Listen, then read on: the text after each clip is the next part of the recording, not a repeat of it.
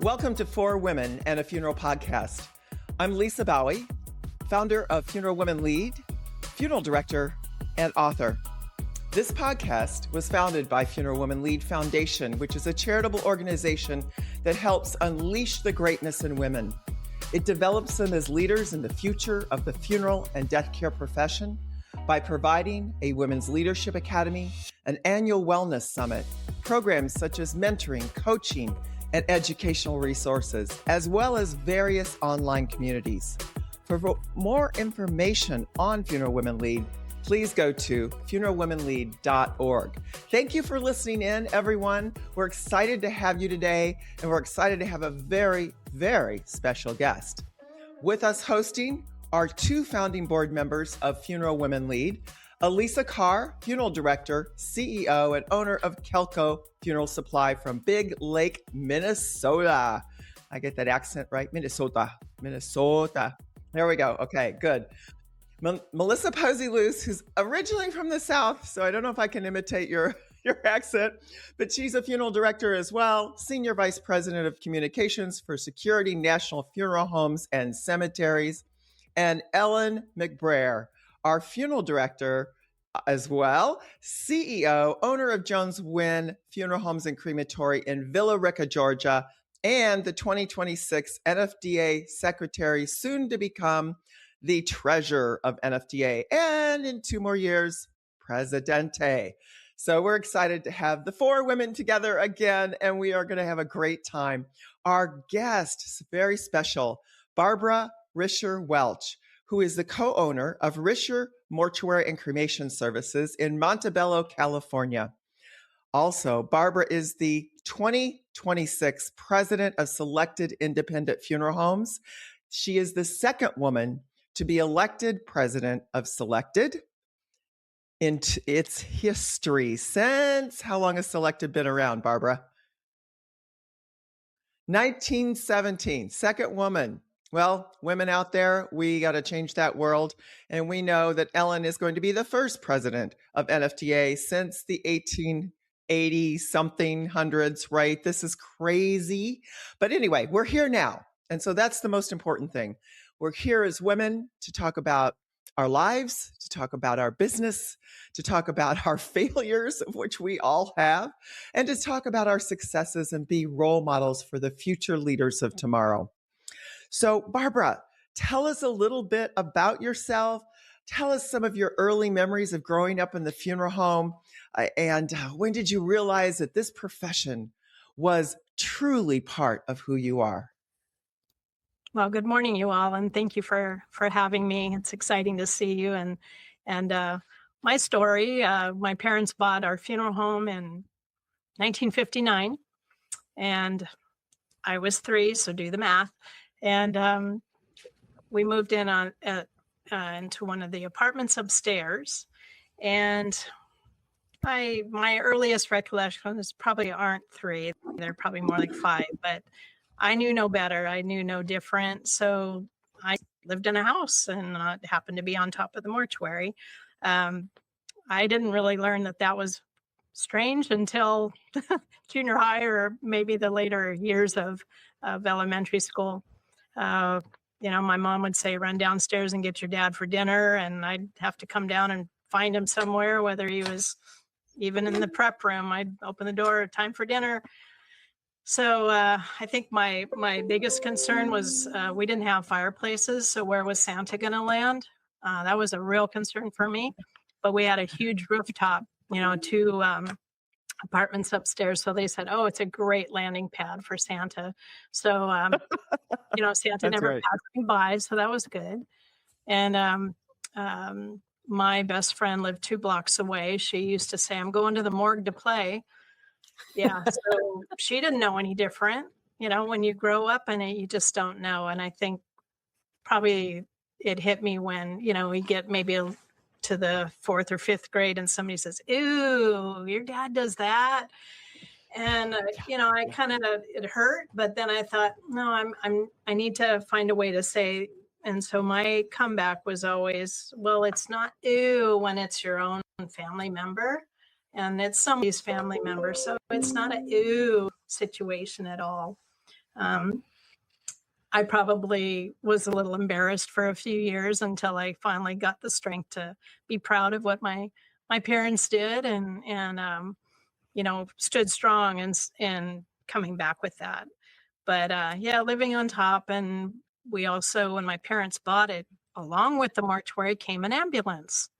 So, and it was a good old Cadillac Terry Top ambulance. And so my dad would jump in the ambulance, and the fire chief lived behind us, and he'd come running, and they'd go. Back in that day, they didn't have to have even first aid, nothing. No, so they just no, were pretty no. much transporters, right? So they put their smocks on and away they went. So I think early on, I probably caught the bug, with the ambulance. Then we had over 100 employees. We had 17 rigs on the road. We were the first LA County paramedics. So hanging around with them a lot. I think that's probably why I headed for nursing. And I got my nursing degree and worked pretty much in the ER most of my life. I think you have to have a temperament for the ER, and so I can imagine. That's me. I'm not a hyper. You can't be hyper in the ER. You have to calm things down. So Right. Working 3 12-hour shifts allowed me to work quite a bit in the family business. So I kind of had two things going on at once until So you wear two hats. You wear two hats. So Barbara, quick question. My grandparents lived above the funeral home, and I went to school across the street from the funeral home. So obviously I got teased like that too when I was a teenager. Ellen, I don't know if you can relate to this, and you get nicknames and all that kind of stuff. But we used to play hide and seek in the casket selection room. Anybody do that? Oh, heck yeah. It's great. Oh, yeah. Ours was the mailbag room. Oh, the mailbag. That's right. Because the Calco supply, right? You're shipping stuff all over the place. How about you, Melissa? They look like body bags. We were not allowed to do that at all, but I do have the same Santa question. I mean, I had that. I vividly remember that. So I love that. I love you brought that out. Santa's going to land in the selection room. Yes. He's going to leave all our presents in one of the caskets. We lived in the back of a funeral home. So our apartment wasn't on top. It was in the back. And so I remember that very well, thinking, where is he going to land? Yeah, it was great. You can relate. Story it. from you, Ellen? I'll never forget being on a school bus, and one little boy goes, "My dad says your dad's an undertaker." And I got home and I was like, "What is an undertaker, y'all?" And they were like, "It's another word for funeral director. It's okay." And I was like, I went back the next day and I was like, "Don't say that negative next time." And he was like, "But you're the undertaker kid." I was like, "Yes, I know. Was it last to let you down?" And then he was as traumatized as I was the day before. So. But I'll never forget during the remembrance service one time when I was in high school, my best friend and I went and we took pictures in one of the caskets. We were dressed up and we were bored. They were setting up for the remembrance service. And so the next year, my teacher asked us to write a eulogy. So I turned in the picture with a eulogy, and I got called to the principal's office. They did not think that the picture to go along with my eulogy was a good idea, but my parents got called to the principal's office as well. But you can't ask a funeral director kid to write a eulogy and not expect a show and tell item, right? That's right. Well, I was president of the Spanish Club our senior year, and so we had a theme that year. It was Western, and so we made this old-fashioned cemetery with tombstones, and we had all dressed as undertakers and the grieving widows. We had a big grave up on top of this float. People just thought we were nuts, but we got second place to the seniors, so I was real excited. Sometimes you just got to step out there with it and not be embarrassed. It is hard as a kid growing up. You get teased a lot, but you do find ways to overcome that. And it's interesting, I think, Barbara, that you went into nursing first. Back in our day in St. Charles, all the funeral homes ran ambulance. So we shared. They would take the hearse and convert it into an ambulance. So because our fleet was white with black tops, they would just put the woo-woo light on the top, and then they'd have something on the outside. And then I remember the inside guts coming out of the roller for the casket, and they put in the cots and everything else and get it all hooked up with the oxygen tanks. And I think my dad had to learn CPR and all those such things. But, before that, who knows how it worked. We had Yeah. the same thing. And my dad will tell this story. He would get up on calls at night, ambulance calls with his dad, and he delivered his first baby at 12 in the back of the ambulance of the combination. Yeah. Oh my gosh. Yeah. That's traumatizing. Well, it can be, especially if you think you're in a hearse. Yeah, traumatizing and impressive. Like 12. Yeah. Your dad was by himself delivering a baby? He was in the back riding with this lady, and the baby was coming out. And what was he going to do? He couldn't stop. Catch it. Yeah. So he was just there. I mean, he didn't really like technically deliver it, but the baby came out, and there he was. So he just held on till they got to the hospital. Yeah. Oh my gosh. Wow, what a story that is for a 12-year-old. No kidding. Well, I guess you get used to it early then. Was he present when all your children were born in your family? So dad was already used to it, right? Well, yeah, they didn't let him in the delivery room in those days, but he was outside. He was outside listening. So yeah. Isn't that funny? He could do it in the ambulance, but he couldn't do it with his own child. Exactly. Oh my gosh. Well, I'm sure we could tell stories forever and ever. So Barbara, you were raised in the funeral home, then you went and became an ER nurse, and at the same time, you're still helping your dad out. So take us from there through your life transition. Obviously, I think you got married, you got kids. I can see some grandbabies in the picture behind you. So tell us a little bit more about your journey. So I went to nursing school, graduated there, and my husband and I got married. Well, and we met in an EMT class because I thought that would help me get into nursing school, which it did. And he was driving an ambulance for a competitor company, and he was in the class as well. When he found out who I was, because my last name, because everybody knew that they wanted to work for either the other one or us. So that was his goal, was to take me out. And when he found out, of course, my dad's a funeral director, that was a different story. Okay, I think we're going to stop there. And when he met my dad is so not the stereotypical, I guess, funeral director that the movies make them to be. So the life of the party, a Rotarian. I mean, just really fun. I did too. When the need is there, he's very, very sweet and compassionate. Charming. So yeah. So he won. My parents won Greg over, and he thought, okay, well, we were talking about moving back into the mortuary, and he wasn't too keen on that until he found out what the rent was. And then he said, I can do this. It was zero, And he had his job and I had mine. In fact, I had 2 jobs. He had 2 jobs. So that allowed us someday to buy a house where we are now. So that was nice. And when we moved back in, we thought, well, we'll be here maybe 2 or 3 years. 10 years later, 2 kids later, Oh, wow. it was finally time to go because it was hard to keep a 3- and 4-year-old quiet when our apartment was on top of the chapel, even though we even had our kitchen carpeted. That's what you had to do to keep it quiet. It was time to go. So, but in those times that those years that we lived here, my husband learned the business because we were on every other weekend and every other night. And he learned from the best. And so I'm really thankful for those times, those years we were here, because now, even though he's not in the office with me at all on a daily basis, when I go home with questions and I need to talk about things, he totally gets it. He understands. So we're in this together. If I need him to take a service, he'll take a service and drive the coach. So he's there for me. He drives the coach, not the lead car, right? So you drive the lead car, he drives the coach?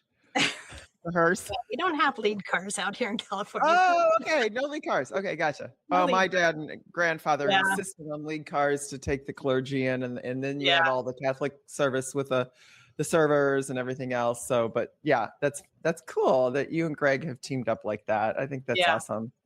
Well, so was it hard as you were entering the profession where it was mostly male? And then you would go probably to some meetings and local conventions, in your area in California, probably still mostly male back in the day, right? So how did you deal with that, Barbara? What was that really like coming into a male-dominated profession, during that time? And how did you deal with it? And how did you think you became accepted? Well, it took a while, but I grew up, I was a tomboy because I was around a lot of ambulance drivers and paramedics, and always even throwing the football around with them in my younger day. So younger and growing up, I just forged forward. And I think my first real challenge was being the first woman president of my Rotary Club in 96, 97. They weren't ready for me. Rotary was always the good old boys club. And thankfully what helped kind of bridge a gap there was my dad, had been in that club for so many years. So they didn't mess with me too much because my dad was right there to support me. But there was some snide comments made along the way, and I just had to let them roll off my shoulders. And so that was my first experience with it. The same thing with being district governor of Rotary. I was the second woman there.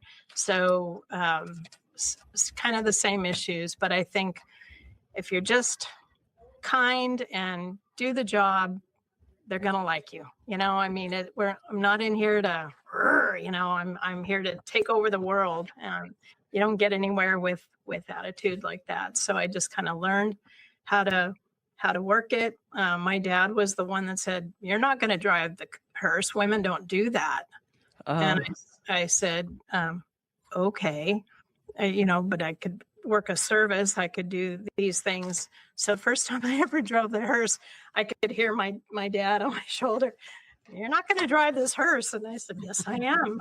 In fact, I'm going to drive both of our hearses now that I own." So I don't do it a lot, but it was kind of an epiphany that, we've transitioned a long way, especially as everyone knows in this industry, it's way more women in the industry now and in mortuary college. And that's the way it is. So the good old boys have to suck it up and take it, and move over, get used to it. I have a question, Barbara. Yeah. As far as you say your parents own the funeral home, but your mother work in the funeral home with you? She did as well? Yeah, my parents worked side by side for their whole life together. So that's cool. I'm going to say when we moved away from the mortuary and had our own home, I was kind of a latchkey kid because my parents worked late hours here. They were notorious for stopping by our little cafe in town for a 10 o'clock meal. And so when I do the same thing and I go home late at night, Greg greets me by "Hello, Marge." And that was my mom's name, because I kind of, now the kids are raised and out, and I do have the time to, sometimes I have to stay late. That's all there is to it. But they were married 65 years, and they worked side by side all those years. So I don't know how they did it. It was One of the words of wisdom that was on this panel at the women's conference recently for NFDA was, find a partner that is also a funeral director, marry a funeral director, basically, because they're going to understand your schedule. Exactly. And yet I feel like there's so many people that I talk to that say, I don't think I could ever work with my spouse. You know what I mean? And especially if you've got this, same hectic kind of very, very busy schedules, or, not necessarily non-flexible, but like just all over the board, weekends, nights, evenings, holidays, all that. And if you're both working those schedules, you never see each other. So what happens then? Yeah.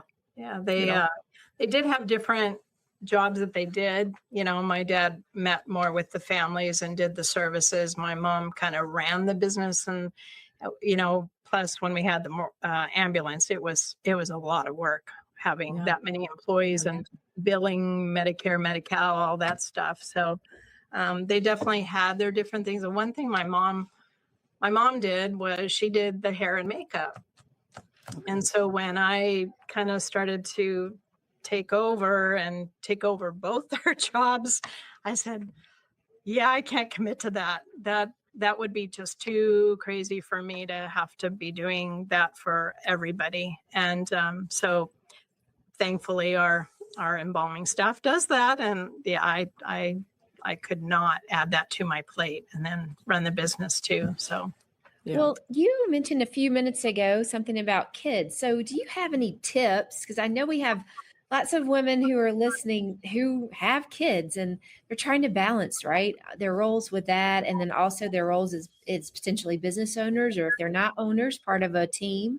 Do you have any suggestions for them or things that you learned that you could pass on that might be helpful? Maybe your top two? Oh boy. I had it pretty lucky in living at the mortuary with my two youngest when I had them. I was downstairs and I had a babysitter upstairs. So even when they were babies, I could go upstairs and nurse them and come back downstairs. So I had the best of both worlds living here. But if you don't, I mean, that's hard. I just know that the scheduling for funeral directors has definitely changed a lot too. So it's probably and hopefully to the benefit of our younger moms who are trying to do this and be a stay-at-home, or not stay-at-home mom, but be a mom and work the industry too. So I just had it too good. I can't, I can't really. Well, let's talk. You had it good there, but there were always some challenges. So talk about some of your biggest challenges that you had as a woman growing up in the business. And then let's move to your leadership in Selected and tell us a little bit more about that. In the business, it just kind of flowed. It worked out.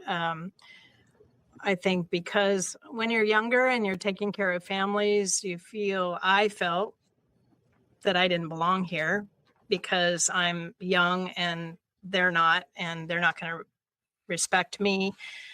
So that took some of my own getting over, to really have them me to understand that I kind of knew this business and that they did respect me.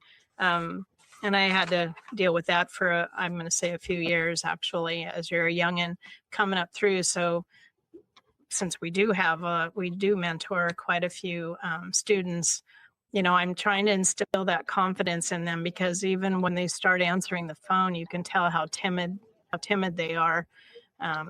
So it's a little hairy, if you're in with a group of men, and here you are, young in the industry.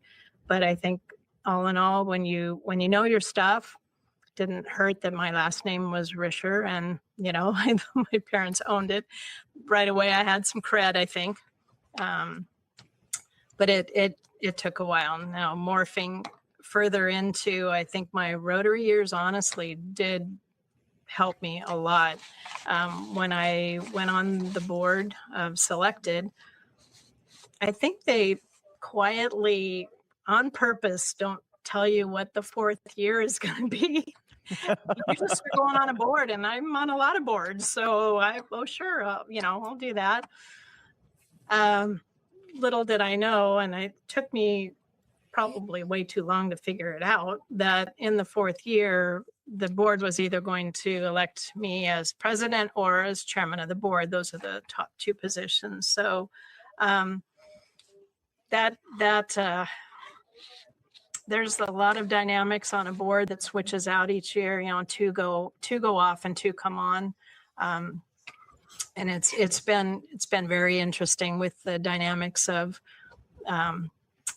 being that woman on the board and trying to find my voice. With other men who sometimes don't want to hear my voice. Probably that first year is very intimidating. It's not just a little intimidating. And then as you kind of get to know them and the next two come on behind you, and now you're like, okay, I got this. My goal was to really convince the board that there needed to be more women on the the board. That's so the stats and all going on. It's like, come on, you guys, come on. So my replacement is a woman, and we just brought on another woman onto the board.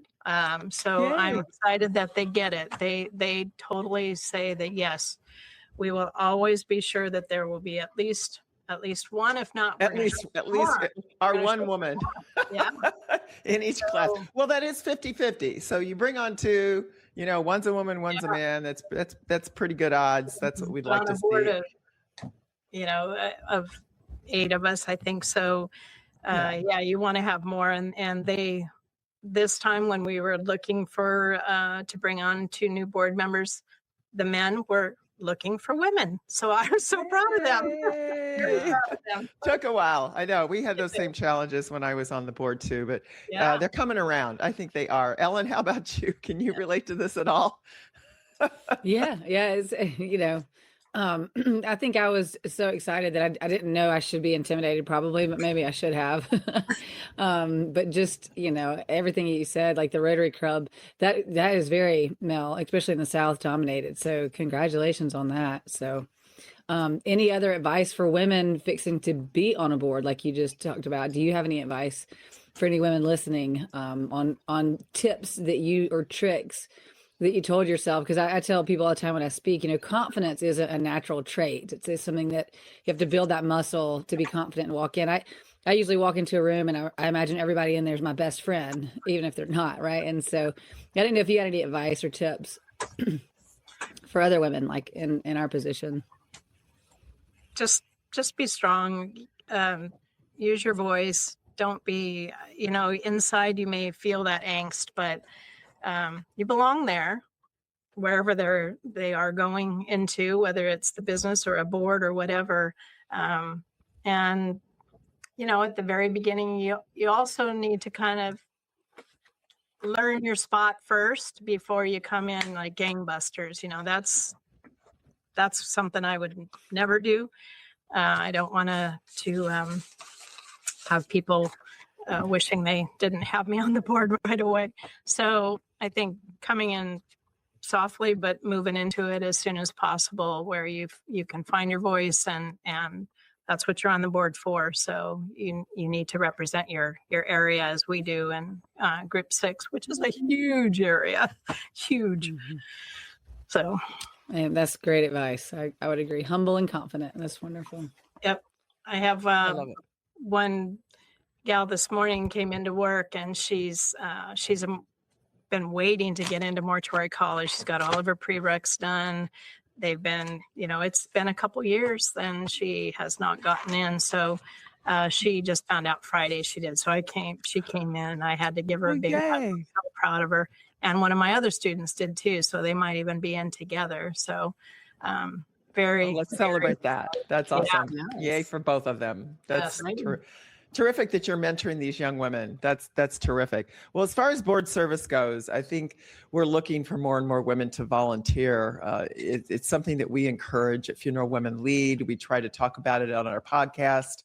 We want to be sure that we're constantly and continuously encouraging and supporting them. So thank you, Barbara, for everything that you've done for women so far, and I know will continue to do, and for being selected second president in their history. We wish you well, and thank you for leaving a legacy of bringing other women in behind you, because that's so important. We all try to do that. We all try to mentor and help encourage others to do the same. I know Ellen's doing that. There's 2 women running, I think, for NFDA board at large this year, which is great to see. That may or may not be the first time we've had 2 women run, but you keep trying to encourage young women. And one is very, very young. I think she's either a millennial or a Gen Z, which is exciting to see as well. So, Barbara, one of the things we talk about a lot on our podcast, and I want to end it with this because I think it's important for all of us to ground ourselves as women in this profession, which has the crazy hours, which sometimes you're eating dinner at 10 o'clock at night. Yeah. What do you do to release some of that stress, and how are you taking care of yourself and preventing burnout for both yourself and these young women that you're mentoring? Well, I think physically taking care of myself. When you're married to an exercise physiologist, you don't have much choice.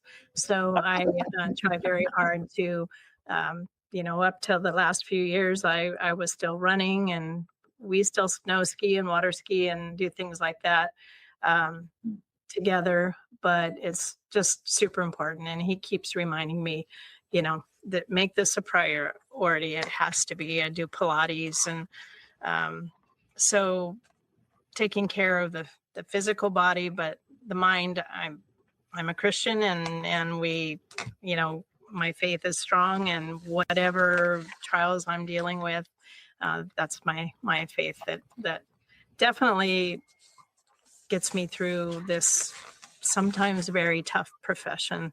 And we just buried my son's best friend's 2-month-old baby last week, and babies just always just,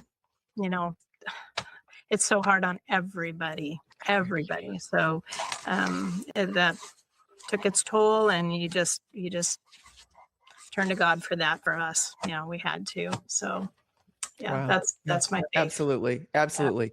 Well, Selected's doing some great things for women too. It has a women's kind of forum that they get together a few times a year. I think 4 times a year. They have programs, and then at the annual meeting, Selected also has a women's luncheon and a program there. So good for Selected for continuing to reinforce and support women. Is there anything else you'd like to share with us in that regards? I love that part of it, because the women do love to get together and share, have questions for each other and just bounce best practices off of the difficult, being accepted in a male dominant industry and what they're going through. So no, it's so exciting, and they're a very strong group, and hope that it will continue as well. And thank you for what you do, because this is amazing. Women lead. Well, we're working on it. We're trying to raise more awareness. We're trying to encourage more of our listeners to support women at all levels in our profession of funeral service and death care, whether it's being a funeral director, a mortician, in pre-planning, a death doula, cemeterian, cremationist, green burial.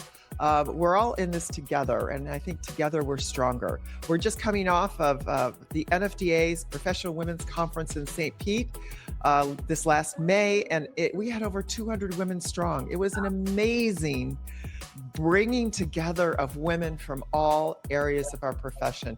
I kind of went up to one of the NFDA staff, Ellen, I don't know if I told you this, and said, I think what we have here is the new Women's International Convention. Because there was a woman there from, I believe, I know there were some Canadians, friends, women, and someone from Italy, right? Did I get that right? Together, we're stronger. Thank you for what you do. Barbara, thank you for what you're doing for Selected. And ladies, this is the close of our podcast for today, but we appreciate all of you being here with us. Stay in touch. To all of our listeners, if you love our podcast, please go on and leave us great reviews and share it with your network, because together we are stronger, helping each other unleash our greatness. Have a great day, all. Bye. Thank you. Till next time. 4 Women and a Funeral is a Crabshell Media podcast.